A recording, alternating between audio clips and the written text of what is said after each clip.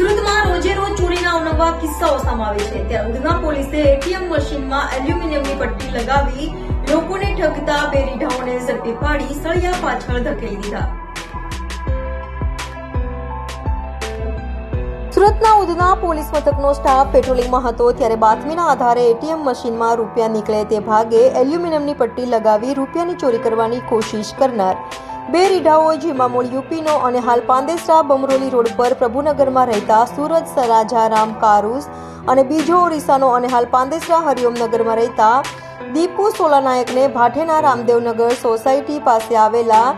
IndusInd ATM પાસેથી ઝડપી પાડ્યા હતા। આરોપીઓ એટીએમમાં રૂપિયા ઉપાડવા આવતા લોકોના રૂપિયા ફસાઈ જાય તે માટે એટીએમ મશીનમાં એલ્યુમિનિયમની પટ્ટી લગાવતા હતા, જેથી ગ્રાહક એટીએમમાંથી બહાર ગયા બાદ ટોળકીનો એક સાગરીત એટીએમમાં જઈ એલ્યુમિનિયમની પટ્ટીમાં ફસાયેલા રૂપિયા ઉપાડી લેતો હતો, જ્યારે અન્ય એક સાગરીત એટીએમ બહાર રેકી કરતો હતો। હાલ તો ઉધના પોલીસે બંનેની ધરપકડ કરી વધુ તપાસ હાથ ધરી છે।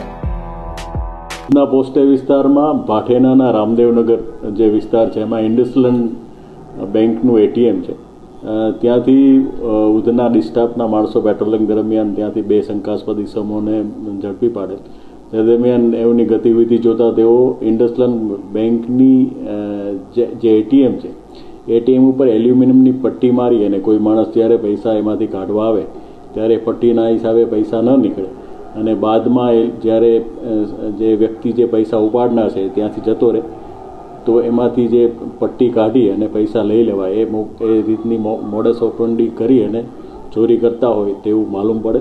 જે સંબંધે બે ઈસમો છે સૂરજ કારુસ અને દીપુ નાયક એ બંનેની ધરપકડ કરવામાં આવેલી છે અને ઉધના પોસ્ટ વિસ્તારનો જે ગુનો દાખલ થયેલ છે તે ડિટેક્ટ કરવામાં આવેલ છે।